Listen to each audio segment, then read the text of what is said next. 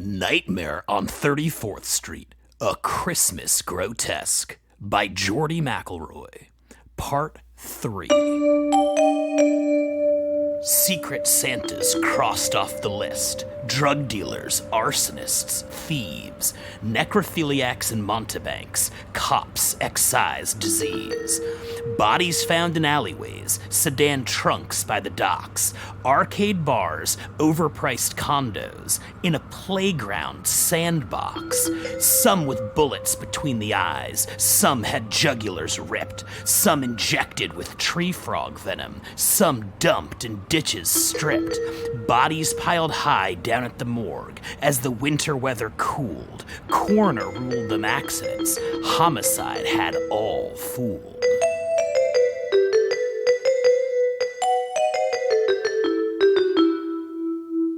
Portia lunched with Muffy and Luz. What a story to tell. Here's my latest acquisition. Ladies, behold Noelle. Isn't she the waif you booted? Yes, indeed, she's the thief. Caught her in my charity globe. I gave the orphan relief. We welcomed her into our home. Hope she comes to trust us. This is what charity truly is. Restorative justice. The criminal system is a mess. Trust me, group homes broken. So I adopted this delinquent. You just took in tokens. Mercedes, please take our Noelle to sit on Ruprecht's lap. Sure she'd love to tell him about dodging criminal rap.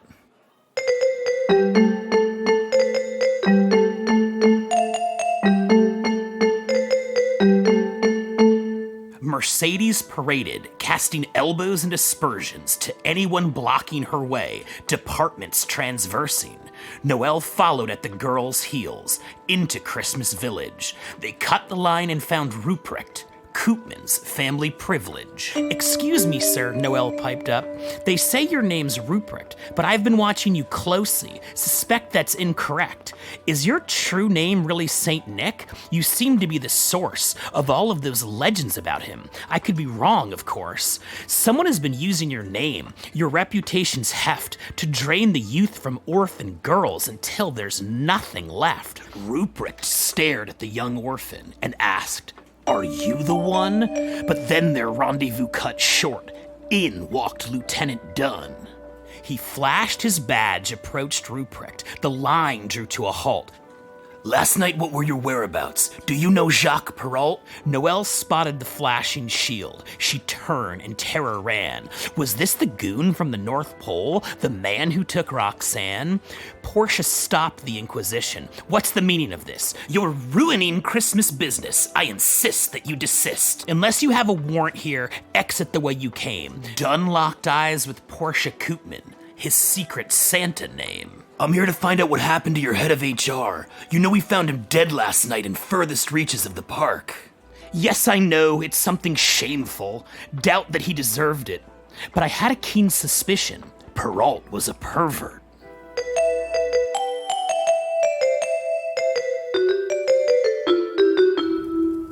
Koopman's penthouse above the store, chic duplex high-rise, a monumental Douglas fir, their Christmas tree, turquoise, objects d'art, antiques for days, unreads by the yard on oak shelves, walls covered with portraits of Portia, commissioned by herself. "I've always wanted a sister," Mercedes told Noelle.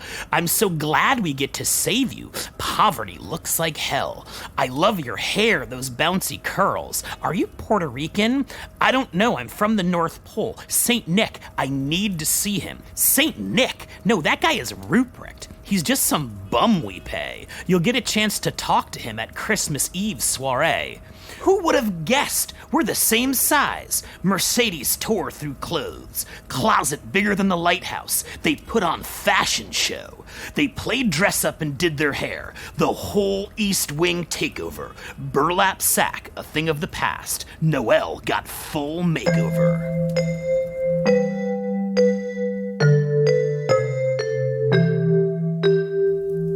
Izzy carried belongings out. boxes filled elevator. You're replacing me with Noelle? She's straight trash. I hate her. Portia taunted raging stepson.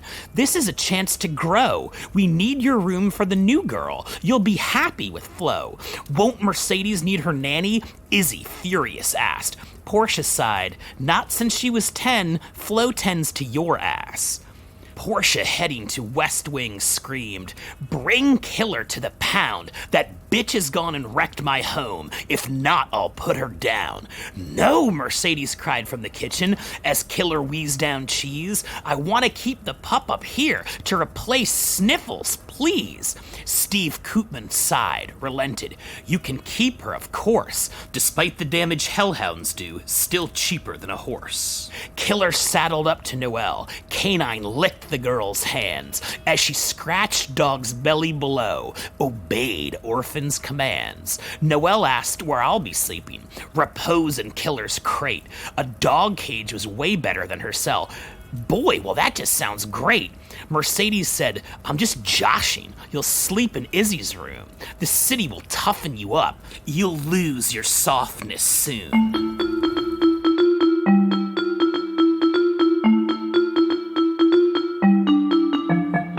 Izzy at Flo's dinner table, her whole family around. No idea you had a husband or 3 children in town. Where did you think I was going when I left your penthouse? Izzy shrugged, maybe Trinidad or somewhere way down south. Izzy gobbled down salt cod, roti, aloo pie, and pilau. Flo asked, will you be staying long? Until I figure it out. I need to convince my family that Orphan Noelle stinks. She's a criminal mastermind, despite what they all think. I can't believe they took my sweet and gave it to that waif. I detained her stealing from us. Somehow it's my mistake? Izzy crushed his second portion, grabbed fistful of jamoon, said, if anybody needs me, I'll be in my new room.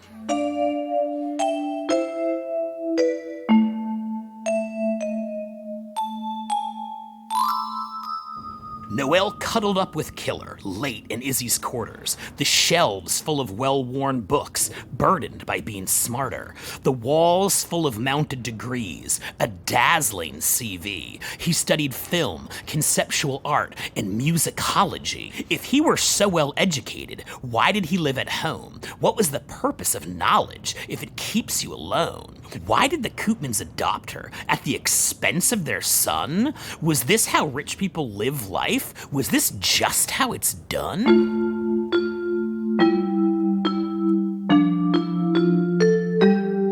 Izzy sat on the lower bunk in Flo's younger son's room and stared at Noelle's old matchbook, cold jealousy consumed. He read North Pole Gentlemen's Club and then chortled, losers. Only a fool goes to strip clubs, simple self-abusers. Izzy opened the matchbook and found a bloody print over a list of people's names, and one caused him to squint. A knock on the door startled him. Izzy lashed out, fuming.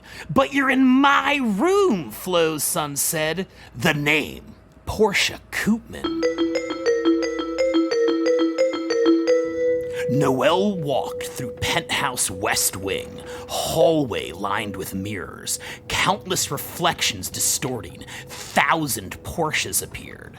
The matron whispered to Noelle, what was it that you saw when you were inside that snow globe? Hate to bring in the law. How could Noelle know the answer? Why did she take her in? Why did this stranger fake charity? I didn't see a thing. Well, that's a decent response. Just keep it to yourself. If anyone asks about it, the best answer is stealth. Noelle, perplexed, didn't comprehend what Portia was about. This lady seemed so rich and proud, but soon began to doubt.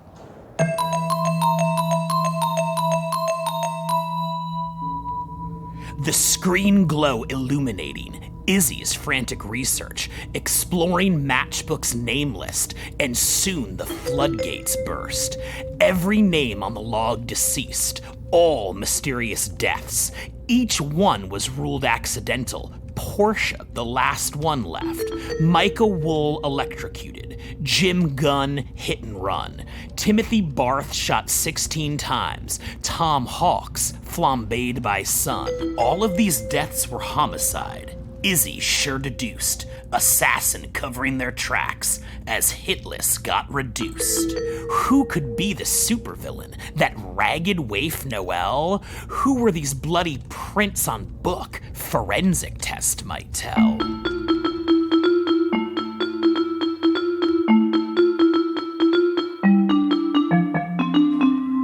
Izzy and Steve met in the park. Dad assured son, all is well, the situation's temporary, but Portia, let's not tell. Izzy huffed, unbelievable, the orphan is a butcher. I found proof of Noel's wicked ways, and yet in you took her. Take a look at this old matchbook I found in her burlap. Everyone listed on docket is taking a dirt nap. Getting caught her plan all along to infiltrate our home. It's only a matter of time before true colors show. The only name not yet muted, only breathing human, someone quite near and dear to you, your wife, Portia Koopman.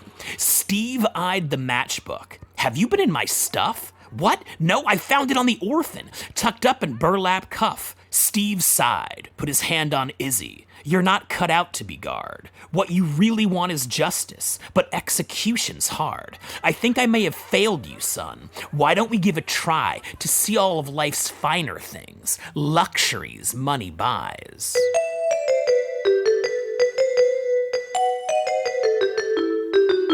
Steve and son at athletic club to conquer racquetball. Izzy spent, sweating in corner, greasing court where he sprawled. Then they tripped to the tailor to fit for suits bespoke. Clothier saw Izzy's waist size, assumed it was a joke. Sallied to art galleries. Culture's worth remind him, what? This sculpture mode is late third rate. The artist right behind him. Then to Midtown for theater to catch a musical show. Izzy appalled by song and dance, acting, sets, and those clothes. After the show, a hotel bar. One virgin colada. No, I'll take a Shirley Temple. Fine, I prefer Ramada. You need to learn to drink scotch, son. The beverage of power. Izzy got whirlwind nauseous, barfing in the flowers. Then to 3-star restaurant. Clever, delicate plates. Nothing could satisfy the boy. He barely felt he ate. Their final stop was Koopman's yacht. To bad weather freezing. With Izzy's claustrophobia, voyage far from pleasing. The marina was full of rats. Docked, yet Izzy nauseous. Bundled in children's life jacket. The boy was extra cautious. His mother died on the water. Parasail line snapped. She got tangled up in the ropes, and then the sharks attacked. Steve finally realized his plan for Izzy failed. Do I even care for money or burden it entails? Wouldn't I be much happier out upon the water without the store, Portia Paramore, and pop crooner daughter?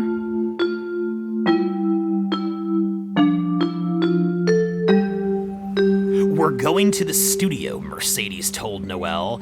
Didn't know you were a singer. With my style, can't you tell? Creatives must make music. It's instinct, not a choice. You'd probably hear me singing more. I need to save my voice. Here's a track from my producer. Soon when my vocals spark it, we're riding a loophole right into the Canadian market. His name is Serge. He's from Moose Jaw. I met him at the rink. He DJs Cosmic Skating Night. I'll sing it now, I think. Mercedes grabbed her cellular and left Serge a voicemail. Through Wi-Fi call, her caterwaul lacked melody, feel, detail. That's it, Mercedes said. We're done. Tomorrow morning it's dropping. We'll just let Serge work his magic touch. Now it's time for shopping. But first you need to clean my room, take Killer for a walk, do my laundry, fold my clothes, and this time pair my socks. Isn't it great being sisters? I almost want to sing. Gonna need to straighten your hair. Now on, curls are my thing.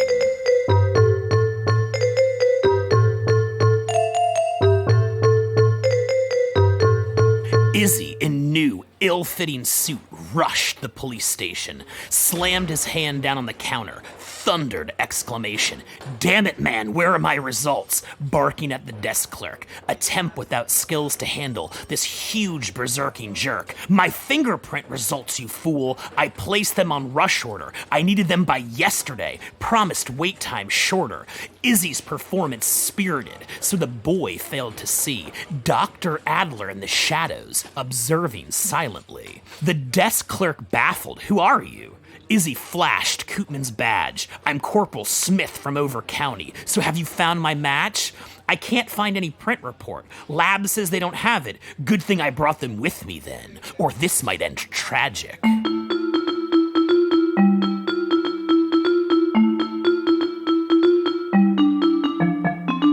Down in forensics, Tech in trance, through magnifying lens looked, engrossed in bloody fingerprints from the North Pole matchbook.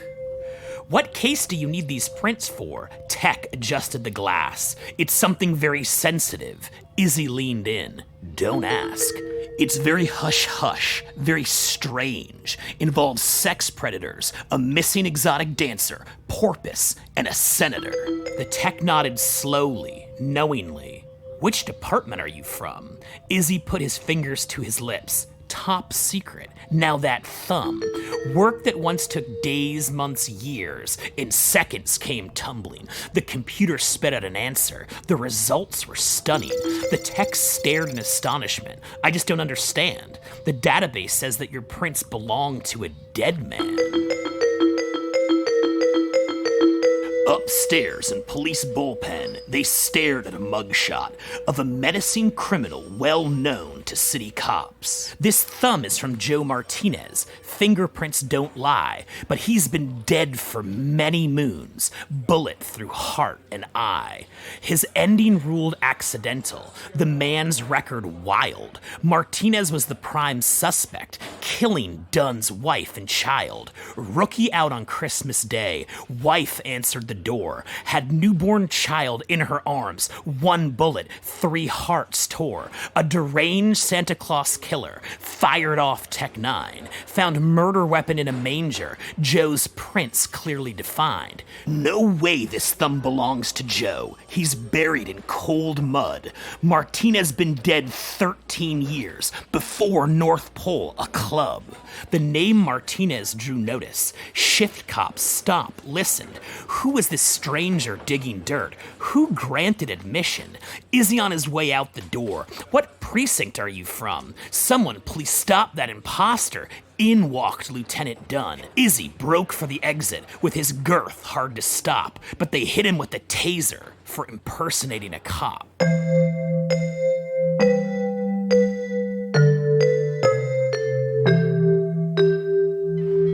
In the wheelhouse of Steve's yacht, dreaming of lands afar, thinking of days before Portia, sailing another's star. Koopman's was Steve's inheritance, yet craved adventure life. Couldn't put his heart into it, not like his second wife. How had Steve become so depressed, forgot who he once was, his only escape from this fate, a dulling whiskey buzz? First wife Pat was to be his mate, at the helm beside bride, and they would boat around the world until fateful parasail ride. Broken-hearted without his North Star, with a loss so absurd, widower his new description, an odd, uncomfortable word. Right around Isla Morada, Steve found himself a wreck. He was devastated by loss, lacking in self-respect. Portia working that old flesh shack. It was lust at first sight. With lap dances and promises spoke, eloped with Steve that night.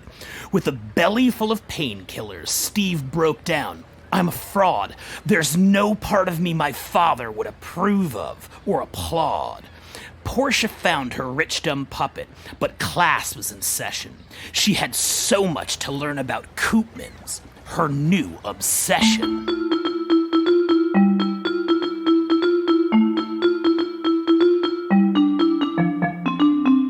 In an interview room, Dunn stared. "So let me get this right. Found this matchbook on an orphan, caught thieving in the night. All of the names have been murdered, but ruled accidental, except stepmom Portia Koopman, not coincidental. Your family took the orphan in, the true goal of her theft. You suspect that Noelle's the killer, hunting last name left.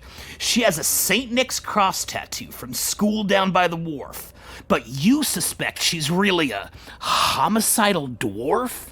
Izzy rattled his handcuffed mitts. Or a killer midget. But what about these bloody prints? Joe Martinez's digits.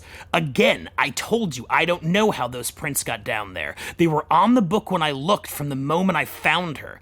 Izzy leaned in and whispered low, "As lawmen, let's discuss this. I hate Portia and want her gone, but this is not justice.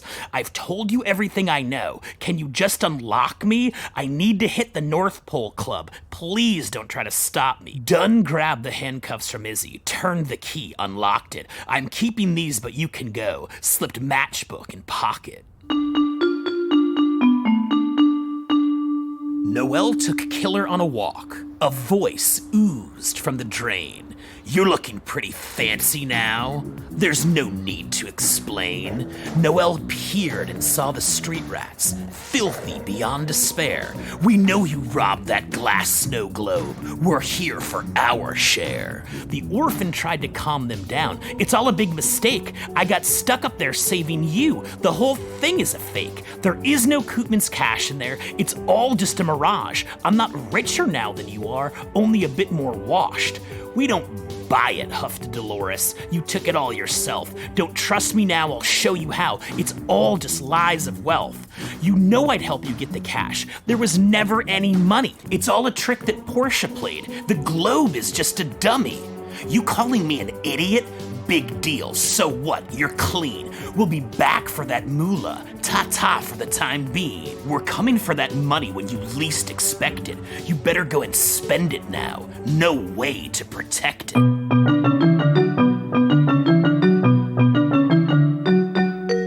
Dunn went down to the Hall of Records to research St. Nick's School, built an old abandoned lighthouse by Pounding Breakers Cruel. He found something unexpected, a holding company with bank accounts amounts offshore, no regulator sees, controlled by North Pole Enterprise, with hands in every pot, strip clubs, pool halls, chop shops, cop bars, banya Russian bath spot. Also ran St. Nick's Home for Girls, and one man breaking off, one man slicing the complete pie, named Kolya Kalmakov.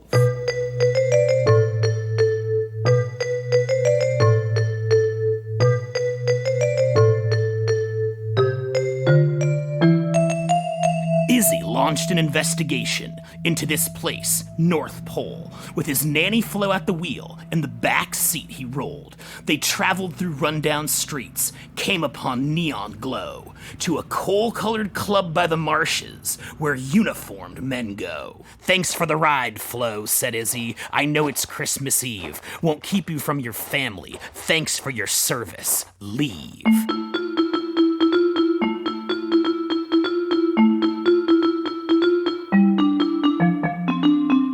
Izzy entered the darkened club, deep in shadow reaches, where wasted girls spun and twirled in portico niches. "What's your drink?" the bartender asked. Izzy told him, "Whiskey. No dice. We don't have that here. Ours a bit more risque. How about a candy cane Collins? Gingerbread Manhattan? Any interest in gumdrop wine? You a snow cone beer man?" Izzy spied a blue-haired dancer, working peppermint pole. With tail to him, she flexed her sex. He thought he'd lose control. He waddled in for closer view to size up gorgeous girl. The dancer quickly turned around. This was his crush, his pearl. "Human trafficking," he shouted as Izzy rushed the floor. He wrapped her in his watchman's coat and lugged her to the door. "What the hell are you doing here? Can't be want of money. You do displays from my folks' store. Till you smash them, honey. Are you saying I'm the reason you're here?" Izzy, astonished, asked. "Sorry if it hurts your feelings, but those are just the facts." Soon, uniformed men rushed Izzy as Pearl stared agape.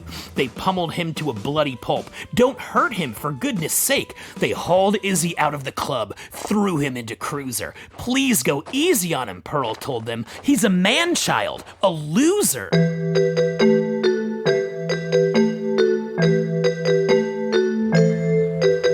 Lieutenant Dunn knocked on the door of St. Nick's Home for Girls. A youthful voice beckoned him in as lighthouse beams swirled. Inside, Dunn found burlapped orphans, a salvaged crate chariot. In smoking jacket and pince-nez lounged haughty Harriet. Excuse me, could you help me out? I just arrived by barge. I'm looking for who runs this place. Harriet said, I'm in charge. Our chancellor took winter trip, remains away at sea. Once the girls looked up to Remy, but now they follow me. Is anyone else missing here? A girl named Noelle?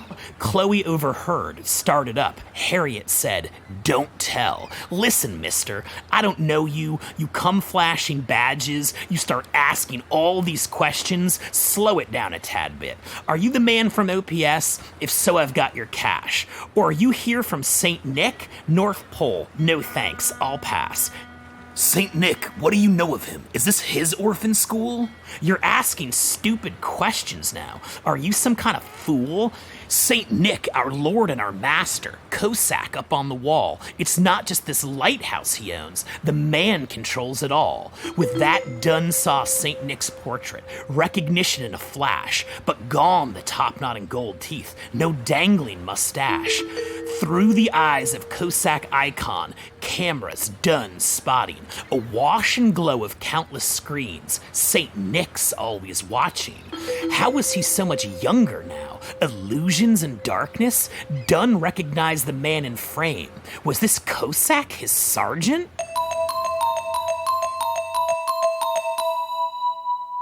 Sergeant Cole called in homicide for Christmas Eve powwow. It seems we have a broken link. Let's salvage this chain now. One of our own won't follow rules, won't gift Secret Santa. He insists to let his one live, and this we just can't have. We're all together in this game. Mutual benefit, but one of our own won't play fair. Time that his name is picked. Dunn is a dead man, understand? No need to say it twice. Stole still seeking retribution by mourning Dunn on ice. He's given me so much already. An ashtray to the face, no problem returning the favor. We'll head straight to his place.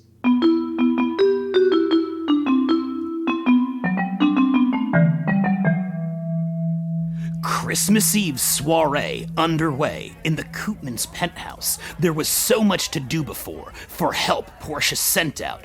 The guest list was something special. Muffy and Luz, Beth, Alfonso, their families, producer Serge, but Ruprecht was a no-show. Where was Koopman's guest of honor, who all wanted to see? An empty seat bearing his name, then knocking. 1, 2, 3. Who could that be at the door? Who else could they expect? Portal swung open without help. In the frame loomed Ruprecht. Killer started growling low, but then she tucked her tail. She whimpered and she ran away. Into the kitchen sailed. There Noelle found the dog shaking. What beast could Killer fear? What kind of man was this Ruprecht? Impossible to get near.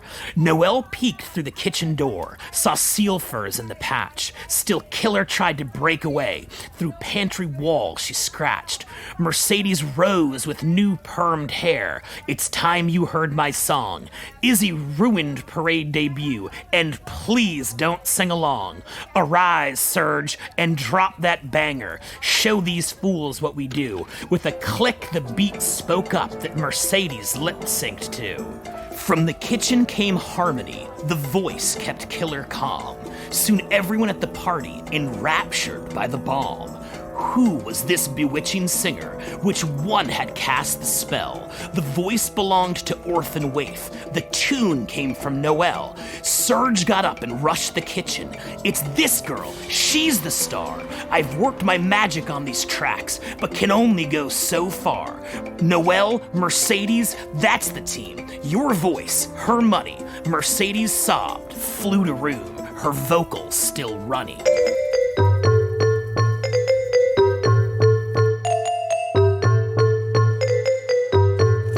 A news flash cut in on TV. Killer cop on the run. $100,000 reward, whoever takes down Dunn. Sergeant Cole appeared on the mic, spoke about connection of Dunn to Joe Martinez's death, and 12 other mentioned. It seems he went mad, lost his mind, after wife and child killed. Revenge turned him vigilante, his grief with vengeance filled. We must insist. Please use caution. He's armed and dangerous. We advise use of lethal force. Mercy will anger us.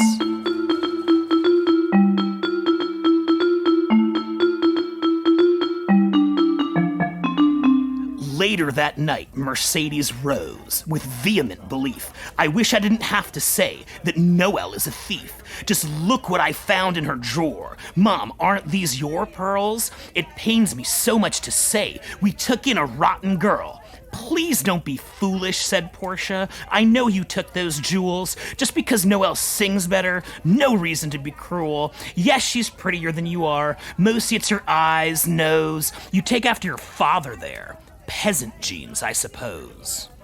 Now you should work on your posture, fix unsightly slouch. Fashion fails when draping trash. As for dessert, go without. More than Mercedes could handle, ran downstairs, out the door, unlocked exit to 34th. Street rats snuck in the store. 2 of the crew grabbed Mercedes, bound her arms in a coat. Dolores approached the tied-up brat, put a blade to her throat. We're here for the charity cash. We'll take the whole dang globe. Noelle, Portia, Muffy, and Luz, and families entered the fold. There is no money, screamed Noelle. Never has, never been. Then prove it to us or this girl won't ever sing again. Noelle pleaded, please don't hurt her. So here's the truth at last. She grabbed the hammer of justice, shattered Venetian glass. The money inside disappeared. Koopman's cash, illusion. Portia grabbed Noelle by the arm. Consider this conclusion. Muffy and Luz stared in horror. Not 1 cent hit the floor. The street rats released their captive and slunk out of the store. You are finished in this city. Banned from Backgammon Club. Forbidden from the righteous wives. Begone from ladies who lunch. No, it wasn't me, Portia cried. You know me, I'm one of you. It was that rotten waif Noelle. Please believe me, it's true. We took her into our house and home. We opened up our hearts, and this is how she repays us? A theft of charity smarts. She's gone, out of our life and cares. She's out of our prayers and thoughts. But let's not involve authorities here. No need to call the cops. It's not me. I'm Portia Koopman. The orphan is to blame. But no one bought her feeble tale. Alfonso said, for shame. With that, Noelle was out on the street, lost with nowhere to go. Street rats, penniless, turned their back. Noelle alone in the snow.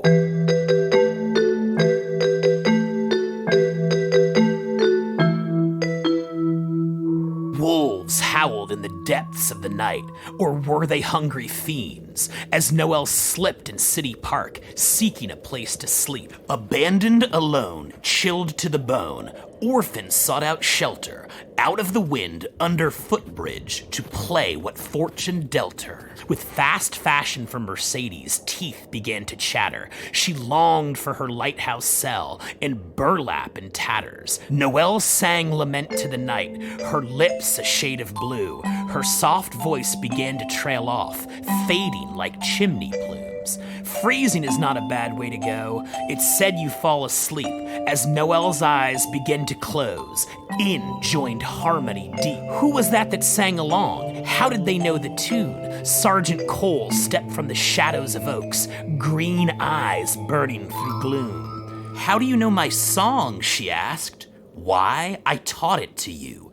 13 years I've patiently waited for this, our rendezvous. Saint Nick? Noelle asked as she rose. You found me here? But how? Gold teeth gone? Where's your mustache? You're so much younger now. Indeed I am, said Sergeant Cole, helped Noelle to her feet. It's an old magic trick. Looks like you could use heat.